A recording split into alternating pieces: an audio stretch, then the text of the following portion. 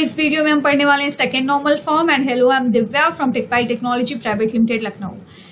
हर normal form database में आने वाले किसी न किसी प्रॉब्लम को सॉल्व करता है और साथ ही साथ बड़े कॉम्प्लेक्स टेबल को कैसे हम सिंपल टेबल्स में कन्वर्ट कर सकते हैं, इसके लिए कुछ रूल्स भी प्रोवाइड करता है। इससे पहले हमने नॉर्मलाइजेशन, एनॉमलीज और फर्स्ट नॉर्मल फॉर्म पढ़े थे, जिस वीडियो का लिंक आपको इस वीडियो के डिस्क्रिप्शन बॉक्स से मिल जाएगा।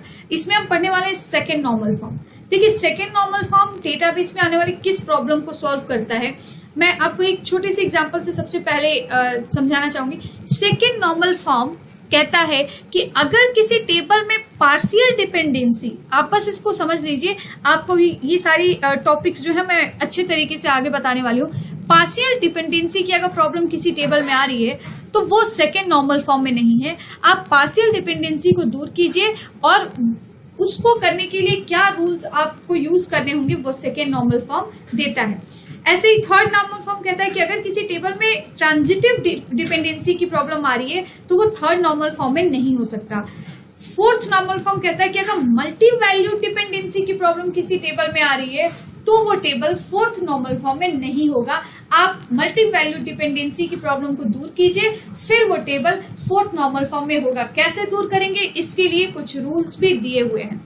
ज्वाइंट डिपेंडेंसी या डीकम्पोजिशन करते हैं हम फिफ्थ नॉर्मल फॉर्म में। इस तरीके से हर नॉर्मल फॉर्म डेटाबेस में आने वाले किसी ना किसी प्रॉब्लम को सॉल्व करता है। अभी हम लोग हैं सेकेंड नॉर्मल फॉर्म पे, तो सबसे फर्स्ट आपको ये समझना होगा कि हम कैसे पहचानेंगे कि इस टेबल में पार्शियल डिपेंडेंसी हो सकती है। तो उस टाइम पे हमें ये जानने की जरूरत है कि पार्शियल डिपेंडेंसी होती क्या है। सबसे पहले हम यहाँ से देखते हैं कि प्रॉब्लम ये है कि अगर टेबल में पार्शियल डिपेंडेंसी है तो ये प्रॉब्लम है, इसको सेकेंड नॉर्मल फॉर्म से दूर किया जाएगा। सॉल्यूशन क्या है? टेबल कहता है कि सेकेंड नॉर्मल फॉर्म में किसी टेबल को होने के लिए सबसे पहले तो इससे पहले वाला जो फर्स्ट नॉर्मल फॉर्म के जितने रूल्स हैं वो उस टेबल को फॉलो करना ही पड़ेगा। साथ ही साथ एक और रूल सेकेंड नॉर्मल फॉर्म देता है जो कि है कि टेबल में पार्शियल डिपेंडेंसी नहीं होना चाहिए। इसका मतलब फर्स्ट नॉर्मल फॉर्म के सारे रूल्स के साथ पार्शियल डिपेंडेंसी भी टेबल में नहीं होना चाहिए। आप देख लीजिए फर्स्ट नॉर्मल फॉर्म के क्या रूल्स हैं, वो मैंने पिछले वीडियोस में प्रॉपर तरीके से डिस्क्राइब किया हुआ है। यहाँ हमें समझने की जरूरत है पार्शियल डिपेंडेंसी। हम उसको एक छोटे से एग्जाम्पल से समझते हैं। देखिए, पार्शियल नाम से ही आपको समझ में आ रहा होगा कि पार्शियल, जैसे हमने इसको कॉपी किया और मैं यहाँ पे आपको थोड़ा सा इसे समझाने की कोशिश करती हूँ।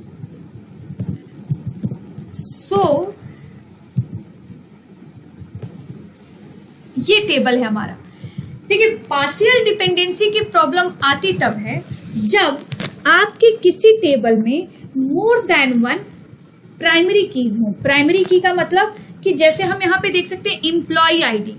एम्प्लॉय आईडी भी हर एम्प्लॉय के लिए अलग अलग होगी। तो ये क्या है? ये प्राइमरी की है। सबसे फर्स्ट हमें प्राइमरी कीज, इस टेबल में दो प्राइमरी कीज मिली। पहली प्राइमरी की हमें मिली, प्राइमरी कीज हमें दो मिल रही हैं। यहाँ पे हमें पहली प्राइमरी की मिल रही है एम्प्लॉय आईडी। पहली हमें प्राइमरी की मिल रही है एम्प्लॉय आईडी। साथ ही साथ आप देख सकते हैं इस टेबल में एक और कॉलम है डिपार्टमेंट आईडी। भाई, हर एक डिपार्टमेंट की भी अपनी अपनी आईडी अलग होगी।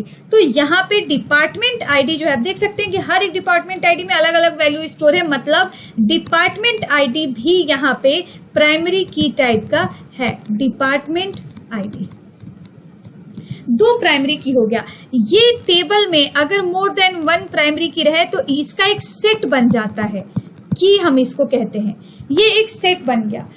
अब पार्शियल का मतलब आपको समझ में आ रहा है? पार्ट। जब आपके टेबल में मोर देन वन प्राइमरी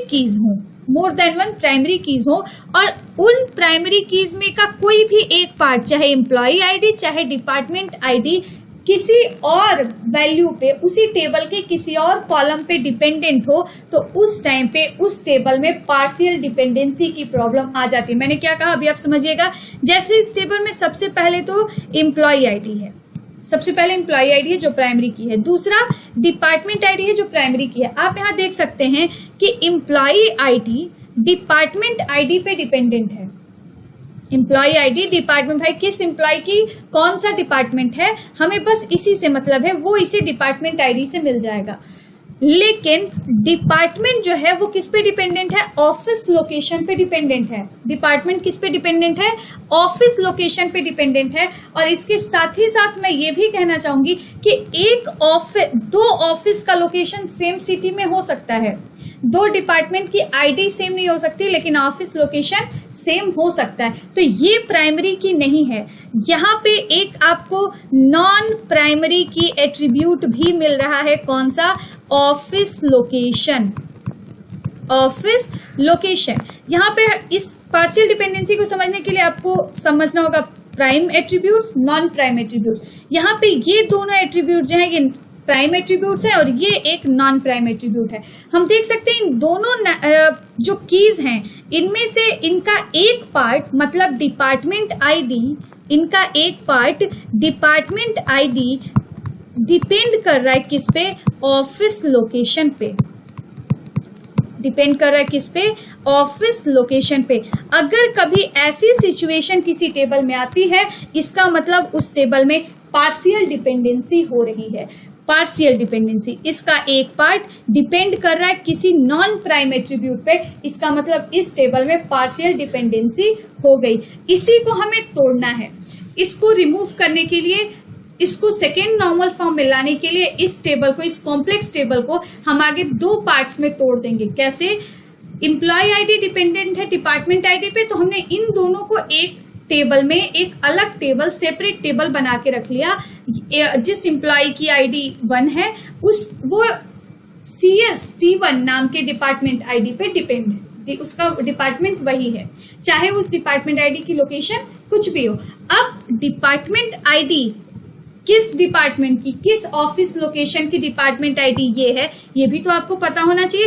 तो हमने क्या किया, ये दोनों एक दूसरे से जुड़े हुए हैं, डिपार्टमेंट आईडी और ऑफिस लोकेशन, तो इनके लिए हमने एक सेपरेट नॉर्मल फॉर्म, एक सेपरेट हमने टेबल बना के इन दोनों के सेट को एक अलग टेबल में हमने रख लिया। इस तरीके से हमने पार्शियल डिपेंडेंसी को दूर कर दिया।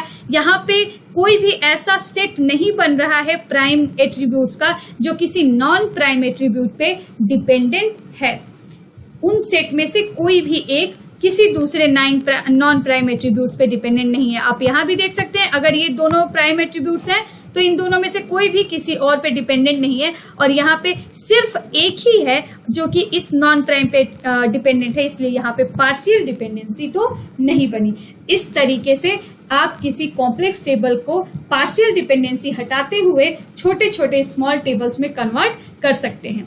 ये रूल है सेकेंड नॉर्मल फॉर्म का, और इसी को हम कहते हैं नॉर्मलाइजेशन का सेकेंड रूल, जो कि है second normal form. Complex table को छोटे छोटे स्मॉल टेबल्स में कन्वर्ट कर दिया। सो आई होप आपको ये वीडियो समझ में आया हो, और अगर समझ आया तो आप चैनल को लाइक एंड सब्सक्राइब करें। नेक्स्ट वीडियो में हम third normal form, fourth normal form, BCNF, सारे नॉर्मलाइजेशन, डीकम्पोजिशन और सारे कॉन्सेप्ट्स को अच्छे तरीके से विथ एग्जाम्पल पढ़ने वाले हैं। Thank you so much.